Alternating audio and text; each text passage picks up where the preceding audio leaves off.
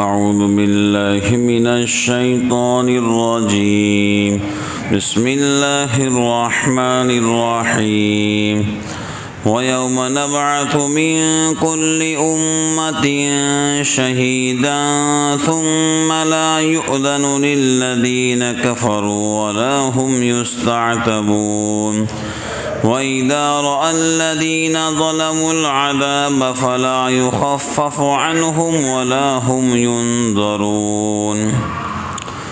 اور جس دن کھڑا کریں گے ہم ہر فرقے میں ایک بتلانے والا، پھر حکم نہ ملے منکروں کو اور نہ ان سے توبہ لی جائے۔ وَإِذَا رَأَى الَّذِينَ ظَلَمُوا الْعَذَابَ فَلَا يُخَفَّفُ عَنْهُمْ وَلَا هُمْ يُنظَرُونَ۔ اور جب دیکھیں گے ظالم عذاب کو، پھر ہلکا نہ ہوگا ان سے اور نہ ان کو ڈھیل ملے۔ وَإِذَا رَأَى الَّذِينَ أَشْرَكُوا شُرَكَاءَهُمْ قالوا ربنا هؤلاء شركاؤنا الذين كنا ندعو من دونك فألقوا إليهم القول إنكم لكاذبون۔ اور جب دیکھے مشرک اپنے شریکوں کو، بولے اے رب یہ ہمارے شریک ہیں جن کو ہم پکارتے تھے تیرے سوا، تب وہ ان پر ڈالیں گے بات کہ تم جھوٹے ہو۔ وَأَلْقَوْا إِلَى اللَّهِ يَوْمَئِذٍ السَّلَامَ وَضَلَّ عَنْهُمْ مَا كَانُوا يَفْتَرُونَ۔ اور آ پڑے اللہ کے آگے اس دن عاجز ہو کر اور بھول جائے جو جھوٹ بھانتے تھے۔ الذين كفروا وصدوا عن سبيل الله زدناهم عذابا فوق العذاب بما كانوا يفسدون۔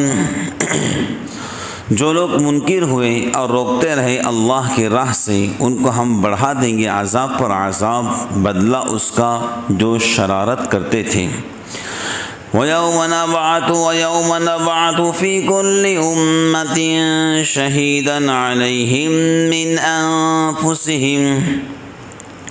مِنْ أَنفُسِهِمْ وَجِئْنَا بِكَ شَهِيدًا عَلَى هَؤُلَاءِ۔ اور جس دن کھڑا کریں گے ہم ہر فرقے میں ایک بتلانے والا ان پر، انہی میں کام، اور تجھ کو لائے بتلانے کو ان لوگوں پر۔ وَنَزَّلْنَا عَلَيْكَ الْكِتَابَ تِبْيَانًا لِكُلِّ شَيْءٍ وَهُدًى وَرَحْمَةً وَبُشْرَى لِلْمُسْلِمِينَ۔ اور اتاری ہم نے تجھ پر کتاب، کھلا بیان ہر چیز کا، اور ہدایت اور رحمت اور خوشخبری حکم ماننے والوں کے لیے۔ خلاصہ تفسیر، محترم بزرگان دین، اور وہ دن یاد کرنے کے قابل ہیں جس دن ہم ہر امت میں سے ایک ایک گواہ کہ اس امت کا پیغمبر ہوں گا قائم کریں گے، جو ان کے اعمال سیئہ کی شہادت دیں گے۔ اعمال سیئہ نہیں، برے اعمال کی، کن لوگوں نے برے اعمال کی شہادت دیں گے، گواہی دیں گے۔ پھر ان کافروں کو معذرت کرنے کی اجازت نہ دی جائیں گی۔ جو کافر شرک کرتے ہیں، خدا پاک کو چھوڑ کر پتھروں کو مانتے ہیں، خدا وحدہ لا شریک لہ کو چھوڑ کر کسی اور کی پرستش کرتے ہیں، ان کو حشر کے دن معذرت یعنی معافی مانگنے کی اجازت نہیں دی جائیں گی، اور نہ ان سے اللہ پاک کے راضی کرنے کی فرمائش کی جائیں گی۔ ان سے یہ بھی نہیں کہا جائے گا کہ تم اللہ کو راضی کرو، کیوں؟ اللہ ان سے راضی نہ یہاں پر نہ وہاں پر۔ جو خدا کو چھوڑ کر زندگی گزارتا ہے، خدا اس سے کبھی راضی یہاں پر بھی نہیں ہوتا، وہاں پر بھی نہیں ہوتا۔ یہ تو اللہ کا عین انصاف ہے، اور اللہ ظلم کرنے والے رب بولو نہیں ہے۔ جب انہوں نے دنیا کو بنایا، ہم کو پیدا کیا، اور ہم ہی ان کے باغی بن گئے، ان کے نافرمان بن گئے، ان کو چھوڑ کر کسی اور کو ماننے لگے۔ بتاؤ کتنی خطرناک اور کتنی جہالت کی بات ہے اور کتنی بغاوت کی بات ہے۔ بات سمجھ گئے؟ وجہ اس کے ظاہر ہے، آخرت دار الجزا ہے۔ دیکھو آخرت کیا بولو؟ دار الجزا۔ دنیا کھیتی ہے، ہم نے جو کچھ لگایا تھا ہم نے وہاں پر اس کو کاٹنا ہے۔ اگر ہم نے الدنیا مزرعۃ الی الآخرہ، دنیا کھیتی آخرت کی، اگر ہم نے یہاں پر بزرگان دین آم کا جھاڑ لگائے تھے تو انشاءاللہ ہم کو آم کے پھل اللہ ضرور عطا کریں گے۔ مثال دے رہا ہوں میں، اگر ہم نے کانٹوں کے درخت لگائے تو آم کی امید کانٹوں کے درخت سے کرنا بیوقوفی کی علامت ہے۔ بات سمجھ گئے؟ اگر ہم نے اچھے درخت لگائے تو انشاءاللہ الرحمن اس کا اچھا پھل ہم کو ضرور ملے گا۔ میں نے پہلے کہہ دیا تھا اللہ انصاف والے رب ہے، اللہ ظلم کرنے والے رب بولو نہیں ہے۔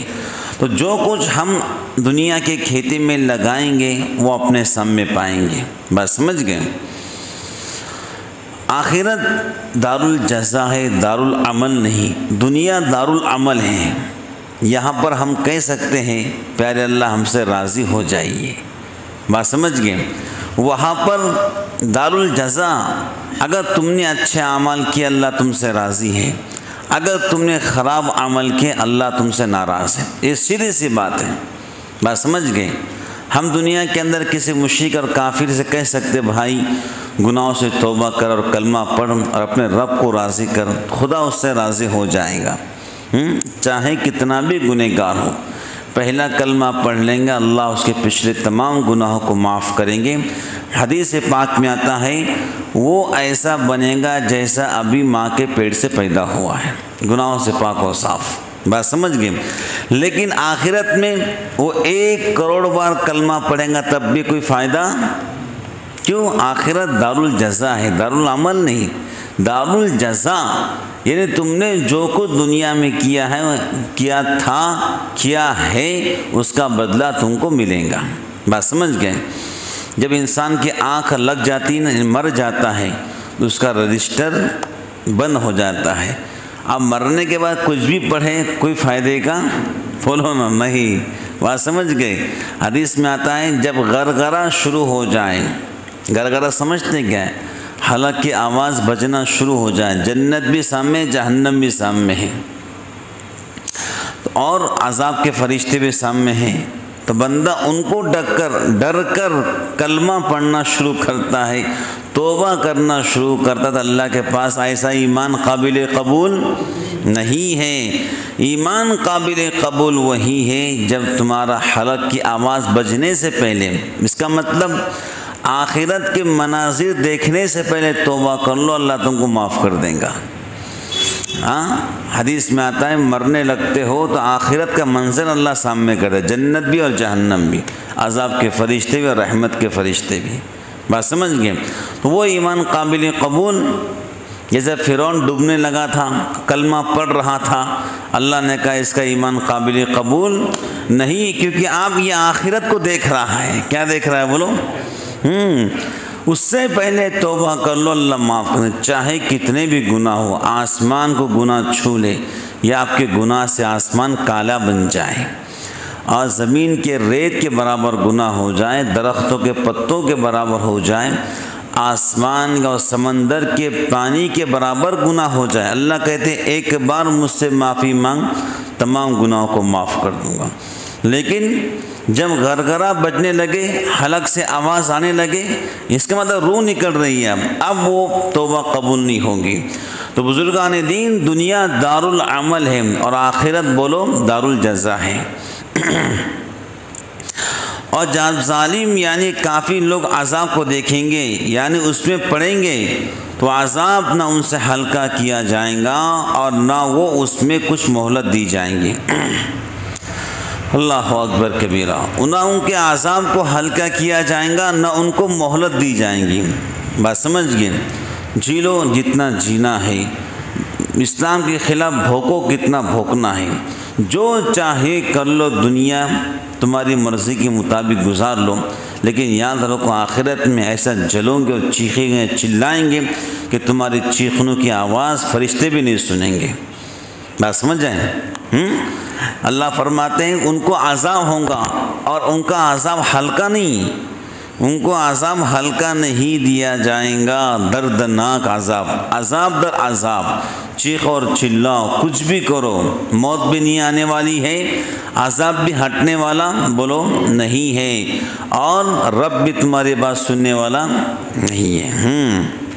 اور جب مشرک لوگ اپنے شریکوں کو جن کو خدا کے سوا پوچھتے تھے دیکھیں گے تو بطور اقرار جرم کے کہیں گے، اے ہمارے پروردگار، اے ہمارے پروردگار، وہ ہمارے شریک یہی ہیں کہ آپ کو چھوڑ کر ہم ان کو پوجا کرتے تھے، یہ پتھروں کو۔ بات سمجھ گئے؟ ہمارے مشائخ کہتے ہیں کہ بھائی صرف ایمان ملنے پر روز دو رکعت شکرانہ پڑھا کرو کہ اللہ آپ نے مجھے ایمان والا بنایا، بطور شکرانہ کہہ رہا ہوں میں، 2 رکعت نفل کہ آپ کا لاکھ احسان اور کروڑوں احسان کہ آپ نے مجھے مسلمان بنایا ہے، اس بات پر کہہ رہا ہوں۔ بات سمجھ گئے؟ تو سو شرکا ڈریں گے، کہیں گے ہماری کم بختی ناجائز، اس لیے وہ ان کے طرف کلام کو متوجہ کریں گے کہ تم جھوٹے ہو۔ اصل مطلب ان کا یہ ہوگا کہ ہمارا تمہارا کوئی تعلق نہیں، جس سے مقصود اپنی حفاظت۔ پتھر کہیں گے بھائی ہمارا تمہارا کوئی تعلق نہیں، تم کون ہم کون؟ جی پتھر کہیں گے جی خدا کے سوا جن کو پوچھتے تھے، جن کو مانتے تھے اور جس کے پرارتھنا کرتے تھے اور پرستش کرتے تھے اور خدا کو چھوڑ کر ان کے سامنے ماتھوں کو ٹکاتے تھے اور سر کو جھکاتے تھے، وہ سارے دیوی دیوتا کہیں گے، سارے پتھر کہیں گے، سارے معبودان باطلہ کہیں گے بھئی ہمارا تمہارا کوئی تعلق، تم کون ہم کون؟ کیوں؟ وہ جانیں گے اگر ہم کہیں گے ہمارا تعلق تمہارے ساتھ تو ہم کو بھی بھگتنا پڑے گا۔ کیا بھگتنا پڑے گا؟ جہنم کا عذاب۔ اور قرآن نے کہا جہنم کی غذا انسان و پتھر ہے۔ کیا ہے بولو؟ وقودها الناس والحجارہ، جہنم کی غذا کیا ہے بولو؟ یا ایھا الناس قوا انفسکم واہلیکم نارا وقودها الناس والحجارہ، جہنم کے اندر انسان بھی جائیں گے، پتھر بھی جائیں گے۔ یہ وہ پتھر، بات سمجھ گئے؟ آپ خواہ یہ مطلب ان کا صحیح ہو، جیسا اگر مقبولین مثلا ملائکہ و انبیاء علیہ السلام کے بات کہے تو صحیح ہے، قولہ تعالی بل کانوا یعبدون الجن، خواہ غلط ہو جیسے خود شیاطین کہنے لگے، اور خواہ ان کو صحیح غلط ہونے کی خبر ہی نہ ہو جیسے اصنام و اشجار وغیرہ کہنے لگے۔ یہ مشرک اور کافر لوگ اس روز اللہ کے سامنے اطاعت کی باتیں کرنے لگیں گے۔ اے اللہ آپ کو ہم مانتے ہیں، رب مانتے ہیں، رب تسلیم کرتے ہیں۔ جو لوگ دنیا کے اندر خدا کو جو ہیں انف شنف بکتے ہیں، اللہ محفوظ فرمائے، ایسے انف شنف باتیں سنوں سے اللہ ہماری حفاظت فرمائے۔ وہ لوگ رب سے کہیں گے ہم آپ کی اطاعت کرتے ہیں، آپ کی بات کو مانتے ہیں۔ بات سمجھ گئے؟ اور کچھ دنیا میں افطرا پر، دنیا کے اندر بہت سے لوگ رب پر بھی بہتان لگاتے ہیں، اللہ تعالیٰ محفوظ فرمائے بولتے ہوئے ڈر لگتا ہے۔ بات سمجھ گئے؟ اس وقت وہ سب گم ہو جائیں گے۔ اب دنیا کے اندر لوگوں نے رب پر بھی الزام لگایا کہ عیسیٰ اللہ کے بیٹے ہیں، مریم اللہ کی بیوی ہے، فرشتے اللہ کی بیٹیاں ہیں، جی عزیر اللہ کے بیٹے ہیں، یہ تو رب پر الزام ہے۔ رب تو بیٹے سے پاک ہے، رب بیوی سے پاک ہے، رب بیٹیاں سے پاک ہے، رب نے پوری کائنات کو بنایا ہے، پیدا کیا ہے، لیکن کسی سے پیدا نہیں ہوا ہے۔ بات سمجھ گئے؟ رب نے سب کو بنایا ہے، وہ بیٹے سے پاک ہے، بیٹیوں سے پاک ہے، بیوی سے پاک ہے، کھانے سے پاک ہے، سونے سے پاک ہے، اونگنے سے پاک ہے، نکاح سے پاک ہے، رب ہر چیز سے پاک ہے۔ بات سمجھ گئے؟ اب جن لوگوں نے دنیا میں الزام لگایا تھا وہ سب گم ہو جائیں گے، خاموش، وہاں کسی کی آواز بولو نہیں چلے گی۔ اور ان میں جو لوگ خود بھی کفر کرتے تھے اور دوسروں کو بھی اللہ کی راہ یعنی دین سے روکتے تھے، ان کے لیے ہم ایک سزا پر کہ کفر کے مقابلے میں ہوں گی، اور دوسری سزا بمقابلہ ان کے فساد کے کہ راہ خدا سے روکتے تھے بڑھا دیں گے۔ وہ لوگ کون سے لوگ؟ جو انسان صحیح راہ پر چل رہے تھے ان کو روکنے کی کوشش کرتے تھے کہ صحیح راہ پر مت چلو، اس کو مانو، اس کو مانو، خدا کو مت مانو، خدا کے میسج کو مت سمجھو، خدا کے پیغام کو مت سنو۔ ایسے لوگ جو دین سے روکتے تھے اللہ تعالیٰ ان کو ڈبل عذاب دیں گے، کفر کا بھی اور دین سے روکنے کا بھی۔ بات سمجھ گئے؟ اور ان کو اللہ عذاب پہ عذاب دیں گے، اور وہ دین بھی یاد کرنے اور لوگوں کے ڈرنے کا ہے جس دن ہم ہر امت کے لیے ایک ایک گواہ جو انہی میں کا ہوں گا ان کے مقابلے میں قائم کریں گے۔ مراد اس سے امت کا نبی ہے اور انہی میں کا ہونا عام ہے، خواہ باعتبار شرکت نسب کے ہو، خواہ باعتبار شرکت سکنہ کے ہو، اور ان لوگوں کے مقابلے میں آپ کو گواہ بنا کر لائیں گے۔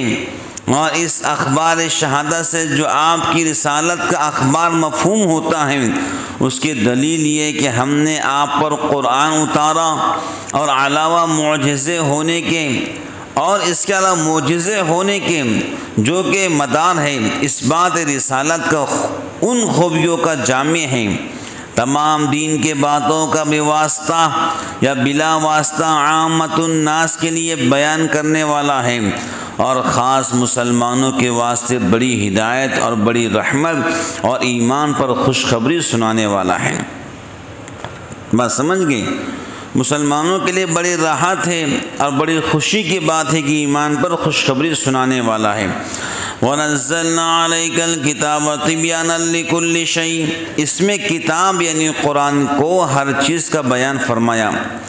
اس میں کتاب یعنی قرآن پاک کو ہر چیز کا بیان فرمایا گیا ہے، مراد اس سے دین کی سب چیزیں اور باتیں ہیں، کیونکہ وحی و نبوت کا مقصد انہی چیزوں سے متعلق ہے، اس لیے معاشی فنون اور ان کے مسائل کو قرآن میں ڈھونڈنا ہی غلط ہے۔ اگر کہیں کوئی ضمنی اشارہ آ جائے تو اس کے منافی نہیں۔ رہا یہ سوال کہ قرآن کریم میں دین کی بھی تو سب مسائل مذکور نہیں، تبیانا لکل شیء کہنا کیسے درست ہوگا؟ اس کا جواب یہ ہے کہ قرآن کریم میں اصول تو تمام مسائل کے موجود ہیں، انہی کی روشنی میں احادیث رسول اللہ صلی اللہ علیہ وسلم ان مسائل کا بیان کرتی ہے، اور کچھ تفصیلات کو اجماع و قیاس شرعی کے سپرد کر دیا جاتا ہے۔ اس سے معلوم ہوا کہ احادیث رسول اللہ صلی اللہ علیہ وسلم اور اجماع و قیاس سے جو مسائل نکلتے ہیں وہ بھی ایک حیثیت قرآنی کے بیان کیے جاتے ہیں۔ بھئی قرآن پاک کے اندر نماز پڑھنے کا تذکرہ ہے، نماز کے رکعتوں کا تذکرہ بولو نا نہیں ہے، نماز کے رکعتوں کا تذکرہ حدیث پاک کے اندر ہے۔ بات سمجھ گئے؟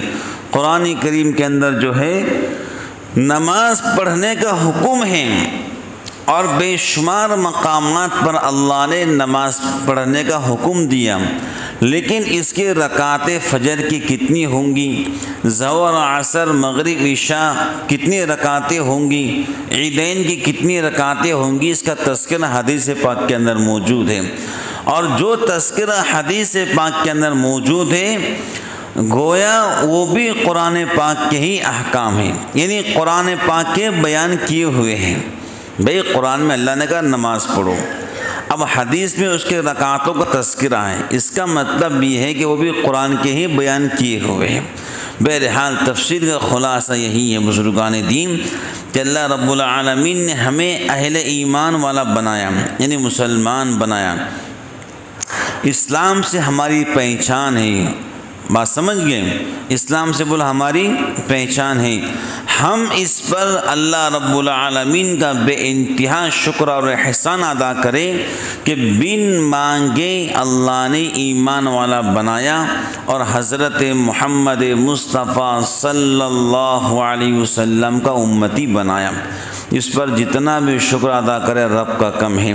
اللہ تعالیٰ سے دعا کرتے ہیں اللہ تعالیٰ کفر و شرک سے ہماری اور پوری امت مسلمہ اور ہماری آنے والی نسلوں کی حفاظت فرمائے اور ایمان پر سلامت رکھے اور خاتمہ بالخیر ایمان اور کلمے کے ساتھ ہم سب کو اللہ نصیب فرمائے۔